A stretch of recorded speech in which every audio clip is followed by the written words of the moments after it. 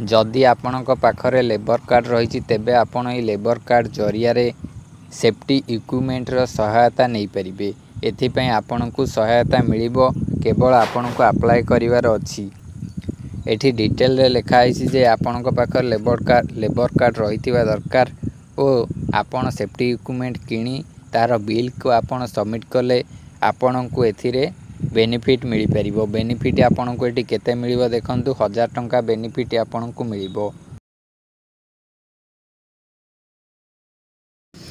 Eligibility लिखा जाइछि जे applicant Odisha रो होइथिबा दरकार और applicant building and construction worker होइथिबा दरकार और तांकर एज 18 रु 60 होइथिबा दरकार। एहा भितरे एप्लिकेंट एटलिस्ट 90 दिन पर्यंत काम करथिबा दरकार गोटे वर्ष रे। एहा सहित अन्य कोनोसी वेलफेयर फंड रु सहायता पाउनथुवा दरकार ओ एप्लिकेंट रो जो लेबर कार्ड रही ताहा रिन्यू होइथिबा दरकार। एबे चलंतु देखिबा एथिरे आपणकर कोन कोन डॉक्यूमेंट लागिवो। पासबुक रो फ्रंट पेज रो कॉपीटी लागिवो जहा कि आधार सहित लिंक होइथिबा दरकार। एहा सहित आपणकर पासपोर्ट साइज रो फोटो आपणकर फॉर्मेट एठी जेपीजी पीएनजी एठी आपण देखि परथुए मु से सब कहूनी आपण देखि परथुए स्क्रीन ने।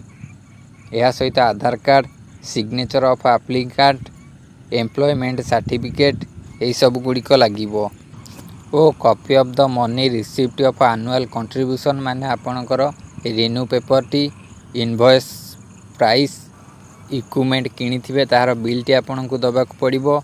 या सहित एनी अदर डॉक्यूमेंट रिक्वायर्ड जहाँ रही ता सब आपण को दबाक पड़िबो। एप्लिकेशन प्रोसेस कौन रोची एटी स्क्रीन ने आपण देखि पारुथुवे। एई जो ऑफिशियल वेबसाइट रो लिंक आपण देखि पारुचंती एई वेबसाइट रे जे आपण को अप्लाई करिया को पड़िबो। एइटी आपण लॉगिन होई साइन इन होई आपण एथि पे अप्लाई करि परिबे। जदि आपण को पाखर यूजर नेम गुडी को नाही तेबे आपण रजिस्टर होई परिबे।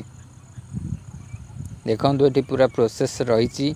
एई प्रोसेस जरिया रे आपण अप्लाई करि परिबे। स्टेप 1 ऑफिशियल वेबसाइट को जिबे या सहित वन टाइम रजिस्ट्रेशन करिवे। डिक्लेरेशन बॉक्स एई भली स्टेप बाय स्टेप सब देइछि आपण स्क्रीन ने देखि पारुथिबे। प्रथमे आपण को रजिस्ट्रेशन करिया को पड़िबो। रजिस्ट्रेशन कला पर आपण को यूजर नेम आपण को मिल जिवो। तापरे लॉगिन करी एथि पे आपण अप्लाई करि परिबे। स्टेप गुडी को आपण देखि पारुथिबे स्क्रीन ने आपण स्टॉप करी पढ़ी परिबे।